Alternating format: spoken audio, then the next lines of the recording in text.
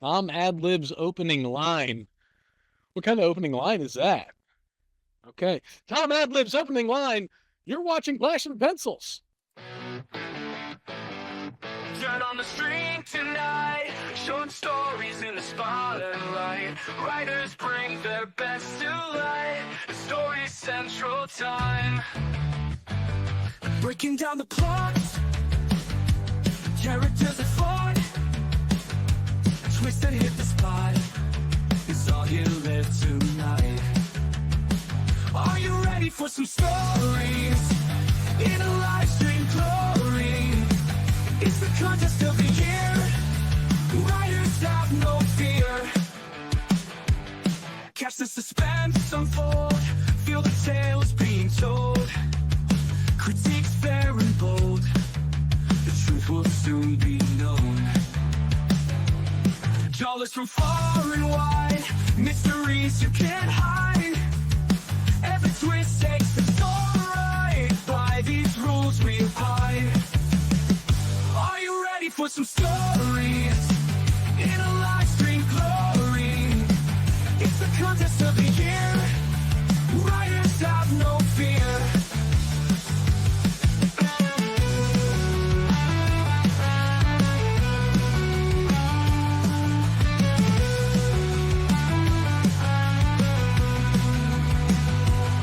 Breaking down. All right, welcome to Clash of the Pencils, the only full contact creative writing esports league in the history of history itself. My name is Tom Sherman, joined as always by Greg, the reader, Peterson. We are here to analyze the plot, character, and setting of this top short stories of the day. So, this is what happens every day. Authors from across the internet submit a handwritten one-page short story based off of a prompt that we reveal at the end of the live stream. Then our AI algorithm Storybot 3000 distills the best three and then submits those to the public at large to vote on. You pick your favorite, and then we analyze the top three, reveal the winner, take a look at the next prompt, and do it all over again. So, what does it take to get into the top three? That is what we call the keys to victory. There are three elements that triangulate to create a story: the characters, the setting, and the plot. So the closer, or it doesn't matter. You want to get those three things in there. That's all you got to do. It's easy. So bearing that in mind, let's take a look at today's prompt. Write a story about a sports competition. So, all right, Greg, reader here. I'm going to go a little bit different than normal. What is your favorite sports story or movie or cinema media? Wow. Wasn't expecting this. I'd have to say there's some classics out there, Tom. We got Happy Gilmore. We got Minor League. Minor League 2. Minor League 2 is pretty good. I've never seen the first one, but the sequel's great. I got to go with Mighty Ducks. Got to go with old school Gordon Bombay. Driving that limo over that frozen pond in Minnesota. Got those kids whipped into shape. Yeah, that was a good one. I saw some analysis on that recently where it's like he really shouldn't have fallen that hard just by missing one goal. He was scoring like 20 goals a game in Pee Wee hockey, and like he just crumbled off of one. It wasn't even it just went into overtime. Remember when they did that pan? It was like every single year is a championship except the one that's not his. The one banner that's the second place. Yeah. Oh, brutal. Yeah, good stuff. You gotta love that heart-crushing defeat. I for one, I like Air Bud. Air Bud. You got to get the animals in there, and then I just really felt bad for that clown because everybody took his show dog and made him the bad guy. Right on. I've never seen Air Bud, but Air Bud 2 Golden Receiver, that's canon, as good as it gets. Okay, so you just watch the sequels of sports movies. I do. I only really dabble in sequels. It's got to establish itself as a pretty high level to get a sequel, and then I'm in. I'm all in. Fair enough. And everybody knows the sequels are always better than the originals. So, all right, that's it. Moving on to our next part, which is the three stories. Top three stories of the day. All right. So here we go. Let me take a look here. Our first story of the day coming from Hippie5949, and the story is The Vault. You're not going to nationals, said Coach Sasha. You're going to lose. I ignored her and continued practicing my Yurchenko vault. Vault was my strongest event, but now my coach was telling me I would lose. Hi, I'm Francesca Smith, and gymnastics is my life. It's the best sport there is. My coach didn't like my vault though. She said it was too boring. I kept practicing my Yurchenkos when suddenly I fell. There was a loud scream, but I couldn't tell who it was from. The next thing I knew, I was in the hospital with a cast on my knee. What happened? I asked my mum. She looked exhausted, like she'd been crying all night without sleeping. Well, honey, your biggest rival, Lexi Davidson, she paid someone to hurt you. Her ex-boyfriend was the one who hit you. They were worried you would beat her at nationals, so she took her chances. I was flabbergasted. Not only was I in pain, but I was furious. Nationals were coming up, and while I couldn't compete, she could. How long do I have to just lie around? I asked, still in shock. 1 week, then you can start gymnastics again, and maybe, just maybe, be able to compete. After a week, I started practicing my skills again. Vault terrified me now, but I did it anyway. When competition day arrived, I saw Lexi Davidson showing off for the paparazzi. I ignored her and focused on my vault. I stuck the landing perfectly, scoring a 9.652. Then it was Lexi's turn. She did a Tsukahara and scored 9.65. I also beat her scores on floor and bars, though she outscored me on beam. But I had won.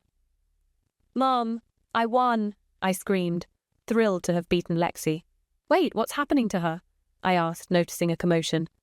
She's getting stripped of her medals because she paid to hurt you. I felt bad for her, but I had won fair and square. That's what we're. Right. So here we have a gymnast who coach does not believe in her. Says her vaults are terrible, terribly boring. As a matter of fact, never gonna go to unfazed, determined to go to nationals. Francesca Smith decides to continue practicing the Yurchenko vault when suddenly it is rigged and she hurts her knee. Wakes up in the hospital. Turns out her main competitor, Lexi Davidson, had set it up to hurt her. And so they're like, you're the worst. You're not going to go to nationals. You're hurt. And she's like, no, I can do it. How long do I have? They're like, well, maybe in a week. Maybe you'll have a week to train. She's like, fine. Takes that week, trains, beats Lexi by a .002 score, and then Lexi gets arrested, stripped of balls, and the narrator feels bad, but at the same time is like, I won fair and square. It feels great. Yeah, I was interested in the last line here about I felt bad for her, but I had won fair and square. Did she? Why would you feel bad for her? That she got a medal stripped for hurting you? Maybe that was a little bit too much programmatic empathy. I questioned Coach Sasha at the beginning. If this is your coach and you're never going to nationals, that doesn't seem like the most healthy in terms of motivating young people. You're going to lose, ! The 1 week, I've seen some pretty bad sports injuries in my day watching the injury report, and seems like coming back from 1 week, being able to heal magically. I mean, I question what she had to do in 1 week to be able to get back to full Yurchenko vault capacity here. Steroids is the answer. Human growth hormone, steroids, but no, it doesn't get down that. But that's why she had to put in that extra qualification that I won fair and square. You know what I mean? It's like, but you know what I mean? You protest too much. You protest a little too much. Yeah. And we all know gymnasts are probably the dirtiest of all Olympians. Yeah, but this was somebody who definitely knew the sport. We got the Tsukahara vault. We got the Yurchenko. We got the whole paparazzis there. This is a spectacle. I like how it took inspiration, possibly from a figure skating incident from the '90s. Little Tanya Harding, Nancy Kerrigan, projected historical fiction. Yeah. That was good. That was strong. And here's an interesting sort of detail that people might debate about for years to come when reading and rereading this story is Coach Sasha, right, says her vault is terrible and boring, which causes Francesca to continue to practice the vault more and more. So, which is the instrument that Lexi booby trapped. So was Coach Sasha in it with Lexi, and like, hey, you need to go practice that vault. You need to practice that vault more. Like you need to go a little bit to the right on that vault. It was it's a little unclear how the injury happened, because it says there was a scream and I woke up in the hospital. Not I was screaming. I mean, she could be totally disembodied. Are we speculating here that the vault itself was somehow tampered with? I think Coach Sasha and Lexi Davidson tampered with the vault to get Francesca out of nationals because, frankly, she's just not a star and doesn't know how to work paparazzi. So we're going to lose a lot of money, a lot of funding to USA Gymnastics. And, why not let Lexi Davidson get the spotlight, get the funds, get the glory, get some Wheaties boxes? No, but not. It was this one competitor's heart. Francesca. Thank you. Right. I was forgetting that. See how forgettable she is? That's what I'm saying. We remember Lexi Davidson. We remember her. And yet Francesca, the best of the world. Nancy who? Yeah, exactly. Tanya Harding got on reality TV shows. Where did Nancy Kerrigan go? I don't even know who that is, Tom. Exactly. All right, great story. Second story of the day could be just as great. We'll have to see. This one is called The Big Game with 3 exclamation points, and it is by Great Barrier Reef. Jimmy was the fastest runner on the whole team. "I can't wait for the championship game," he said, excited. His team, the Lightning Bolts, were going to play the Mighty Dragons. Coach Tom looked worried. "Oh no," he said, "our best player Billy is sick today." Everyone gasped. Billy was their best scorer and they needed him to win. "Don't worry," Jimmy told the team. "I have a plan." He showed them some special moves he learned. They practiced and practiced until they got it perfect. The game started and the Mighty Dragons were winning 2-0. "We can't lose," screamed Sarah. Then Jimmy remembered his special move. He did a flip kick and boom! The ball went in the goal. "Yay!" everyone screamed. But then the Dragons scored again. There was only 5 minutes left. Jimmy passed to Sarah, Sarah passed to Max, and Max did a super kick. It went in. The score was 3-2. 30 seconds left, yelled Coach Tom. Jimmy ran faster than he ever ran before. He saw the ball coming and jumped really high. Boom! The ball went in just as the timer went buzz. "We won, we won!" everyone screamed. Even Billy came to celebrate. They got a big trophy and Coach Tom was so happy he cried. "Best team ever," he said. Jimmy, fastest player on the team. Can't wait for the championships when the Lightning Bolts take on the Mighty Dragons. But Coach Tom informs everybody the best player on the team, Billy, is sick. Jimmy says, "Hey, I've got some special moves that we can play or that we can practice." And then they play the game. According to the story, they actually tie 3-3 with the Mighty Dragons. And then everybody on the Lightning Bolts just says they won and storms the field. And the sick kid is like, "Yeah, I'm not that sick. I can come party too." Yeah, it's a little Coach odd how he cries. celebrates. Right. He gets right in there. I don't know. The coach cries. He says it's the best team ever. Kind of seems a little delusional there at the end. But what say you, Greg? Well, it has all the tropes of a sort of a comeback. We get a challenge at the last second, and then we overcome the challenge. In a lot of ways, it's the team sport version of the previous story here. And the thinnest of margins is what separates it at the end. And then it's, everyone is excited to celebrate. It does seem like there's just some random characters thrown in here. Not a lot of character development for some of the players who score the goals. The plot feels like it's very strong on plot, whereas the setting and the characters could be a little bit more sketched out. It never even says we're playing soccer, although I assume that's what we are playing. Wow, great point. Yeah, a lot of details left unmentioned. I just can't get over the fact that it's actually 3-3, and the time expires, and then they all yell, we won, we won. I would almost, because like you're saying, like all these classic tropes, like the classic trope would be for them to win, come from behind and win at the last moment. It's a little interesting that they tie. I would have preferred that they lost, lost 3-2, and everyone still screams, we won, storms the field and celebrates, and just leaves everyone confused. I think that would be fantastic. That is an absurd postmodern short story. It'd be wonderful. Yeah, it was good. It was a good story. I think you're right. It was action packed, a lot of plot, and a little bit to be desired for the characters and the setting. But it was still one of those things where the author let us use our own imaginations, and it was strong enough details, even though there weren't many, that you and I both assumed it was soccer. So like there's something there where you're able to, with minimum details, still instantiate a setting into the reader's mind. So kudos on it. Yeah, we got one more. It's called What sport is coming? We've had soccer, we've had gymnastics. Yeah, I'll let you guess. It's by Zoom and Boom. What sport could it be? The story is called Man's Best End. Man's Best End.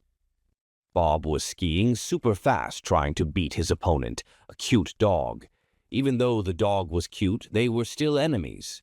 They had been racing their whole lives, and now they were tied in championships won. Bob taunted, "You're gonna lose, you're gonna lose." The dog's name was Boo, who was the world's best dog skier. Boo wasn't any dog, he was a talking dog. "You are going to lose, actually, and when I win, I'm going to hold the trophy in your face," said Boo. They were now on the finally stretch. Boo just behind Bob. They would have to jump through a ring of fire. The finish line wasn't far ahead. Everyone's hearts were beating very fast. Bob is first. He trips. Boo catches up. And the race is over. The judges aren't sure who won. They checked the replay. Boo won by 0.001 seconds.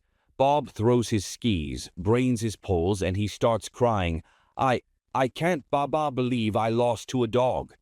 Bob is skiing against his mortal enemy, a cute dog, which they've been competing against each other their entire lives.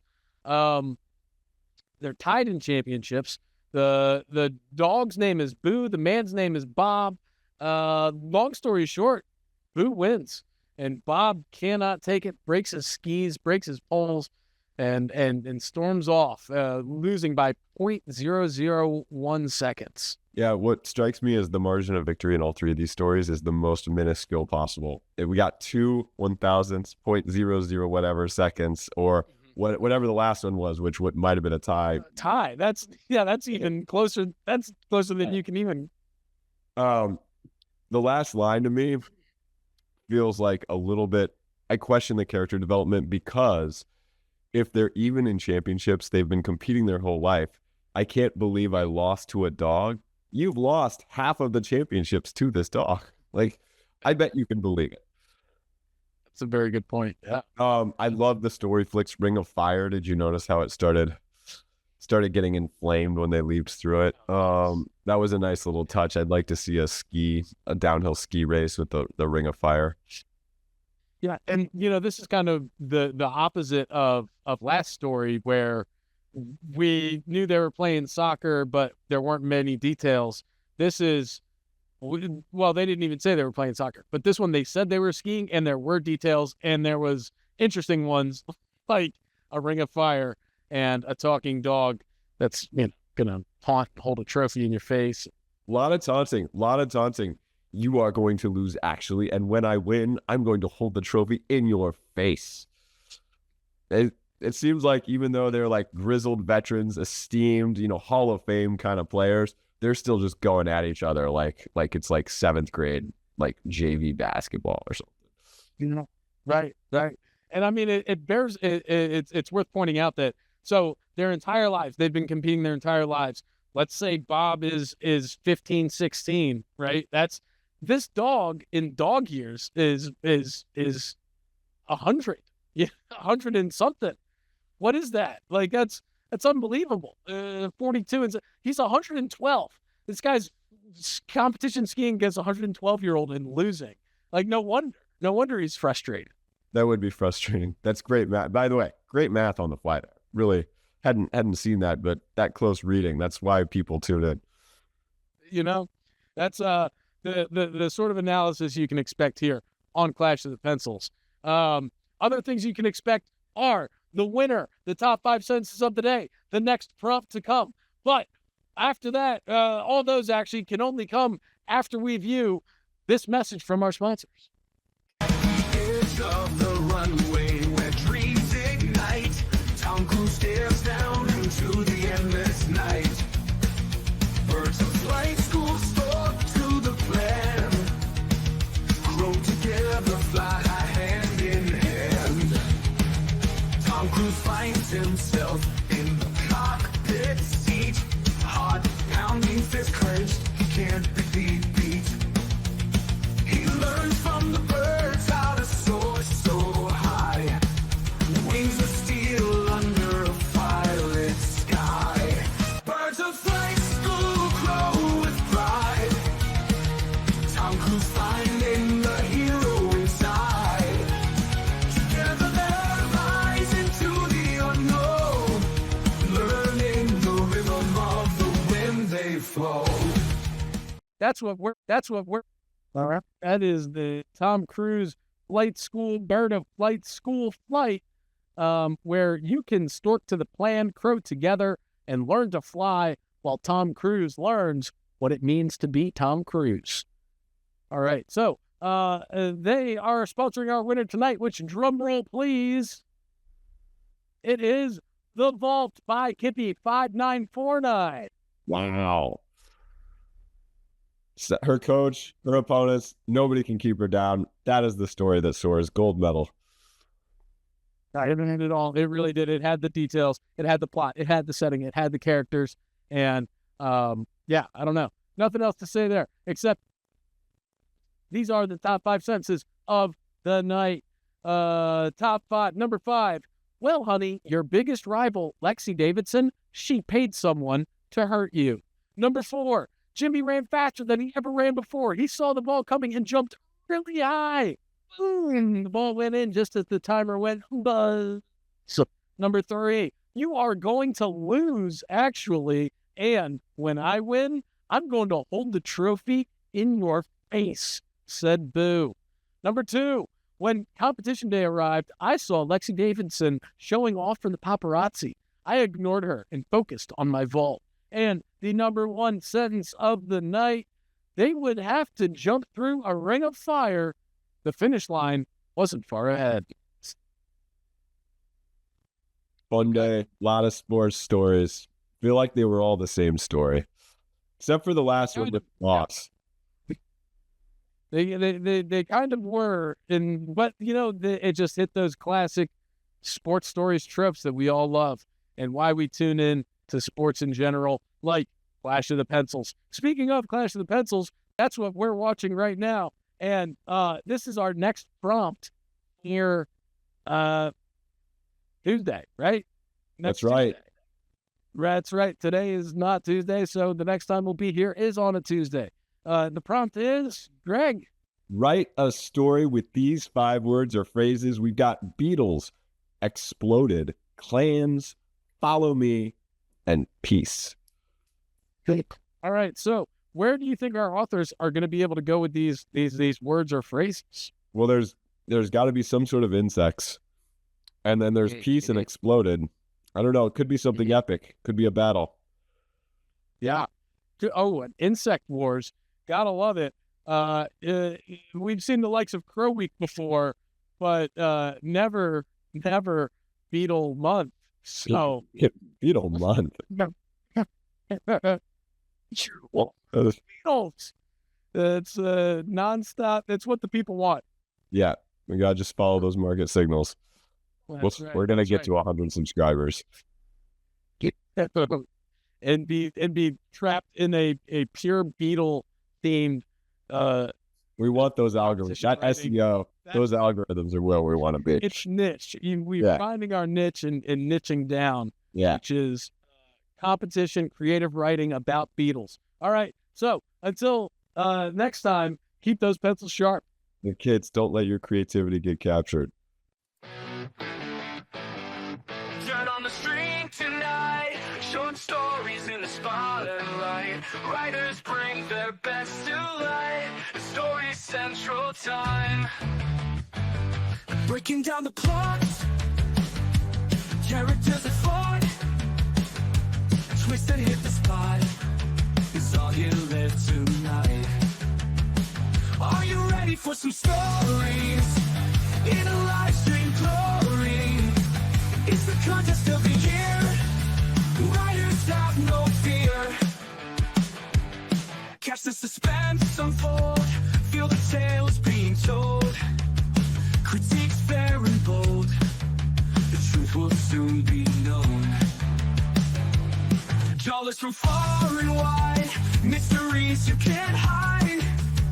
Every twist takes the story right. By these rules we abide. Are you ready for some stories?